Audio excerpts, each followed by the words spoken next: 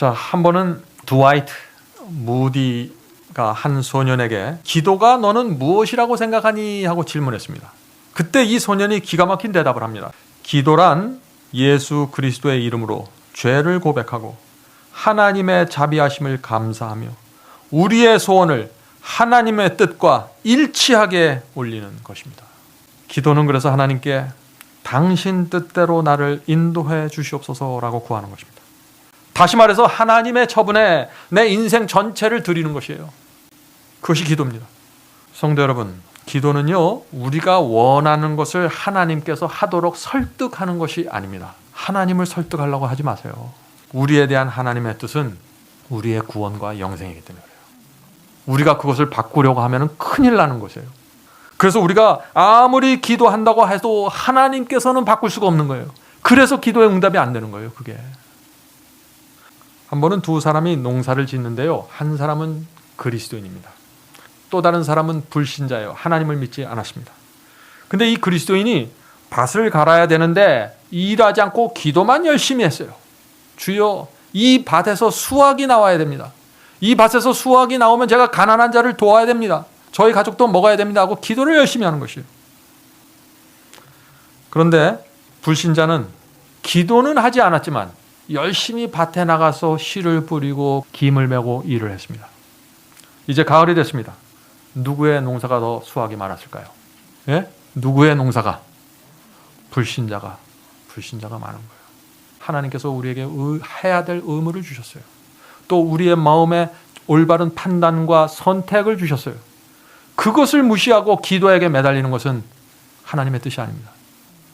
하나님께서 우리의 양심을 주셨습니다. 지성을 주셨어요. 판단력을 주셨어요. 그것을 갖고 조심스럽게 이루어 나가면서 하나님께 기도하는 것입니다. 주님, 제가 이번에 이렇게 결정했는데 이것이 맞나요? 알려주시옵소서.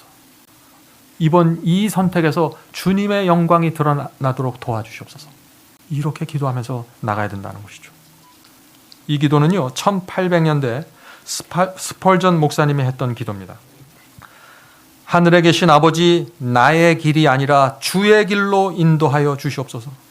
그 길이 아무리 캄캄하게 보여도 주의 오른손으로 나를 인도하시며 나를 위해서 길을 골라 주시옵소서. 그 길이 반반하든 거칠든 간에 그것이 최선의 길이라고 저는 믿습니다. 꾸불꾸불하거나 똑바르거나 주께서 인도하는 길은 평강과 안식의 길이라는 사실을 저는 믿습니다. 거칠은 길, 좁은 길, 힘든 길이 있어요. 나한테는 노력이 들고 힘들고 땀이 나요. 그러나 그 길 위에 뭐가 있어요? 평강과 안식이 있다는 걸 제가 믿는다는 얘기예요. 주여, 저는 감히 제가 가는 길을 선택할 수 없습니다. 제 자신의 운명을 제 스스로 선택할 수 없습니다. 아니, 선택할 수 있다고 할지라도 그렇게 하지 않겠습니다. 주님, 주께서 저를 위하여 길을 선택해 주시옵소서. 그리하면은 제가 그 길로 가겠습니다. 주께서 나의 잔을 취하사 그 잔에 기쁨이든지 슬픔이든지 채워 주시옵소서. 그리하시면 제가 마지막 한 방울까지 마시겠습니다. 주께서 보시기에 가장 선한 대로 좋은 일이든지 굳은 일이든지 골라주시면 저는 그것을 받겠습니다. 주여, 감사합니다. 이것이 주님의 뜻대로 드리는 기도예요.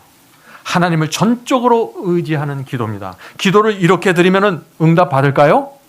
100% 응답 받는 거예요. 이거는 내 선택보단 하나님의 선택이 지혜이고 그 선택이 내 상상을 넘어서는 하늘의 지혜라는 사실을 알기 때문에 그렇게 하는 거 아닙니까?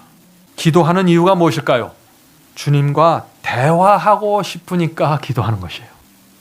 이 세상에 사는 게 너무 외로우니까, 너무나 답답하니까, 앞길이 보이지 않으니까, 너무나 막막하니까, 기가 막히니까 주님께 나가 마음을 토로하는 것이에요. 친구에게 하듯이. 이 세상 누구에게도 말할 수 없는 죄를 주님께는 고백할 수 있으니까 기도하게 되는 것입니다. 이 세상에는요, 하나님께서 해결할 수 없는 문제가 단 하나도 없습니다. 그래서 우리가 기도할 수 있는 것입니다. 무엇이든지. 예수께서 말씀하시기를 내가 너희에게 이른 말씀이 영이요 생명이라고 했습니다. 그래서 말씀을 붙잡고 기도하면 거기에 응답이 있다 하는 것이에요. 존 하이드, 기도의 사람. 이 사람이 기도하는 모습을 어떤 분이 한번 같이 기도하면서 보았는데 참 놀라운 그 존 하이드의 기도하는 모습을 이렇게 기록했습니다. 존 하이드는 무릎을 꿇더니 5분 동안 침묵 속에서 하나님의 영광과 그분의 거룩하심과 십자가의 은혜를 묵상했습니다.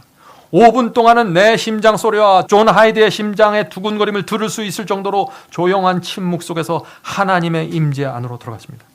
나는 잠시 후에 존 하이드의 눈에서 눈물이 흘러내리는 것을 느낄 수 있었습니다. 하나님께서 우리와 함께 계심을 느낄 수 있었습니다. 기도하기 전에 하나님의 임재 속으로 들어가는 경험 중요하다는 것이죠. 우리의 입에서 오 하나님이라는 말이 새어나왔고 다시 5분 동안 우리의 마음은 어떻게 하면 하나님께 영광 돌릴 수 있을까에만 집중되었습니다. 그때 존 하이드의 입에서 한 번도 들어보지 못했던 기도가 흘러나왔습니다. 그는 중보하고자 하는 사람을 하나님 앞에 높이 들을 올리고 이 영혼을 구원해 달라고 간절하게 기도했습니다. 메말라 있던 내 마음속에 하늘의 생명과 평안이 흘러들어옴을 느낄 수 있었습니다. 우리의 기도가 응답되었음을 알았습니다. 그 기도를 통해서 나는 참된 기도가 무엇이고 기도의 능력이 어떤 것인지 체험하게 되었습니다.